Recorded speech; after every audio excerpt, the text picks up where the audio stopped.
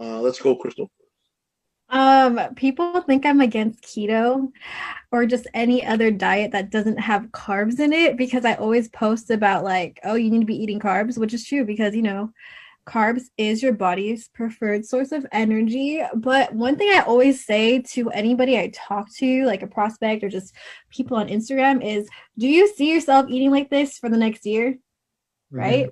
Hmm. Because if the answer is no, then why are you going to do it? Because, like you said, you're a lifestyle coach, right? You want to make sure that they're doing this for the rest of their life. So that's why I teach them how to eat macros because I feel like, okay, you see your food as, okay, this is my carbs for my meal, this is my fats, this is my protein. Now they don't have to track for the rest of their life, obviously, but as long as they understand and see how much food they're intaking, then it makes it a lot easier when they stop tracking and are just maintaining the rest of their weight or whatever they're doing for the rest of their life, right? Hmm. Um,